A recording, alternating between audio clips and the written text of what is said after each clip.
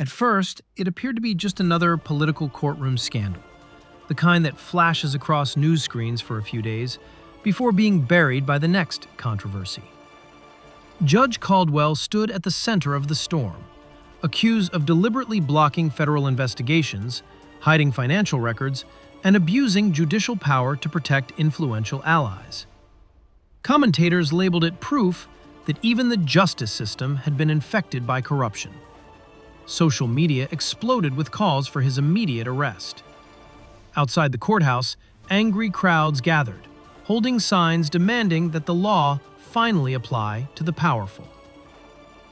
J.D. Vance had originally supported the charges. In public statements, he spoke about restoring faith in the courts and holding judges accountable. But something about the case didn't sit right with him. Key evidence seemed rushed. Witness testimonies contradicted earlier reports. Entire financial trails were missing from public filings. Behind the political noise, Vance quietly requested access to sealed case materials, documents most officials never even knew existed. What he found inside those restricted files would reshape the entire narrative. The documents painted a picture far more disturbing than anyone had imagined. Years before the accusations surfaced, Judge Caldwell had launched a private internal review into unusual court rulings involving major corporations and political donors. Patterns quickly emerged. The same law firms repeatedly won massive settlements. The same officials approved emergency legal actions that bypassed standard procedures.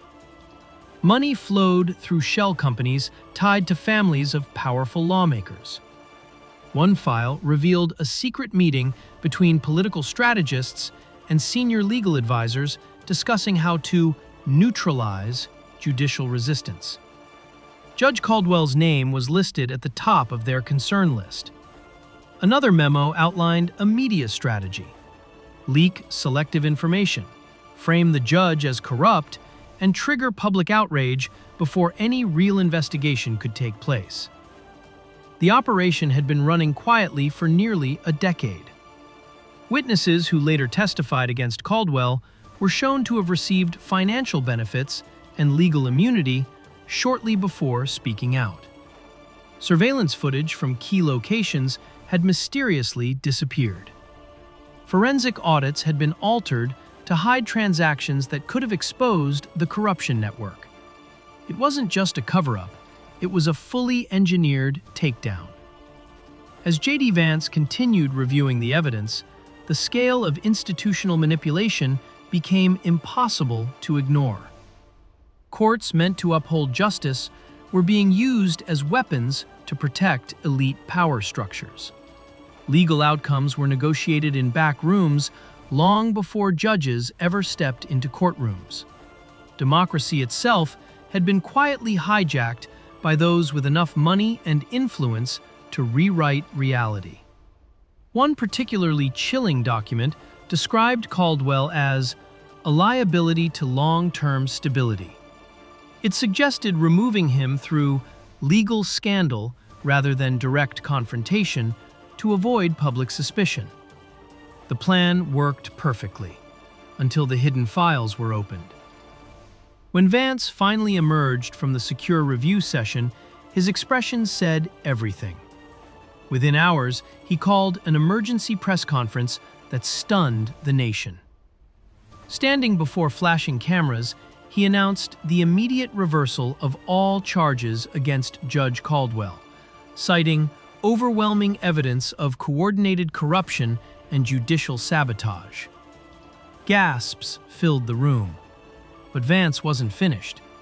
He revealed that a far-reaching federal investigation was now underway, targeting political donors, corporate executives, media consultants, and government officials who had orchestrated the false accusations. Subpoenas were already being issued. Bank accounts were frozen. Digital servers were seized. The story the public thought was about a corrupt judge had suddenly transformed into one of the largest corruption exposures in modern political history. Overnight, news outlets scrambled to rewrite their narratives. The same headlines that once condemned Caldwell now questioned how such a massive manipulation had remained hidden for so long. Public anger shifted toward the shadow network that had nearly destroyed an innocent man to preserve its control. Across the country, protests reignited, not against the courts, but against systemic corruption. Citizens demanded transparency in political funding. Lawmakers were forced into emergency hearings broadcast nationwide. Several high-profile officials quietly resigned before investigators could question them. When Judge Caldwell finally addressed the public, his message was both calm and chilling. He explained that what had been uncovered was only one layer of a much deeper system of control. According to him, corruption wasn't a flaw in democracy. It had become part of how power operated behind the scenes. He warned that for every case exposed, dozens more remained buried, hidden behind sealed courtrooms, confidential settlements, and carefully crafted public narratives designed to keep citizens distracted. According to Caldwell, corruption had evolved beyond simple bribes. It had become a system, structured, protected, and normalized within institutions meant to defend democracy itself. Laws were no longer just interpreted. They were strategically used to reward allies, punish threats, and preserve control. The public saw verdicts. What they didn't see were the private meetings where outcomes were quietly decided. J.D. Vance echoed this concern in later interviews, stating that the justice system had been slowly weaponized by elite interests who understand that controlling courts means controlling the future. He explained that when powerful groups influence who is prosecuted, who is protected, and which cases disappear entirely, democracy becomes a performance rather than a reality. His reversal of the charges wasn't an act of politics. It was an act of damage control for a system that had nearly collapsed under its own deception. A few more hidden files, he admitted, and public trust might have shattered beyond repair. Experts soon confirmed what many feared. The corruption network extended far beyond a single courtroom.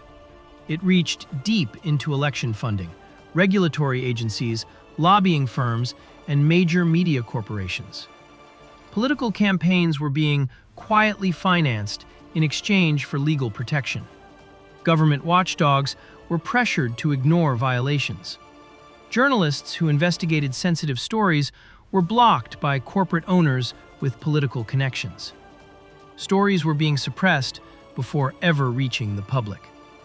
Opponents were being framed through selective leaks and manufactured scandals. Truth itself was being filtered, edited into a version that served power rather than people.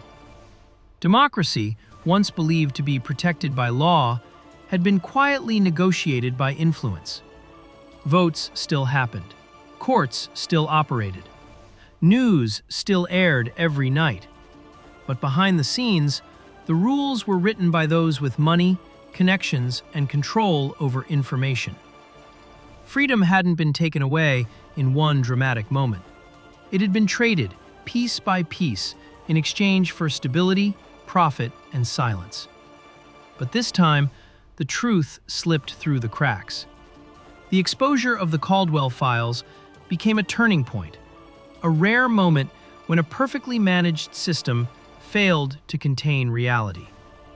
What was meant to remain buried surfaced all at once, unraveling years of manipulation in a matter of days. It proved how easily public opinion could be engineered, how justice could be scripted like a political play, and how fragile freedom becomes when accountability disappears. Yet it also showed something else, something powerful, that even the most carefully built lies can collapse with a single revelation, that no system, no matter how sophisticated, can erase every trail forever, that power, no matter how protected, always leaves fingerprints behind. Bank records, emails, witnesses, hidden files. And when those fragments finally connect, the truth becomes unstoppable. And when truth finally surfaces, it doesn't whisper, it explodes. It shakes institutions. It exposes alliances.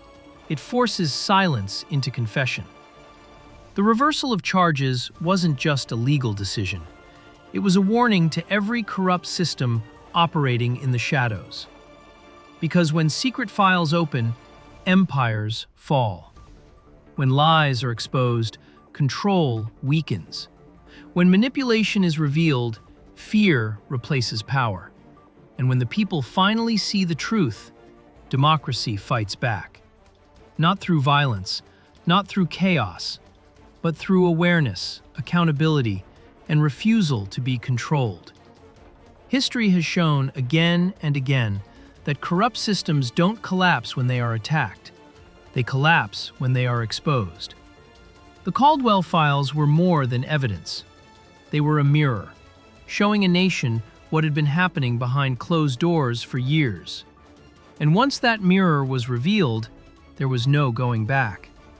Because the most dangerous thing for corruption is not rebellion, it is truth.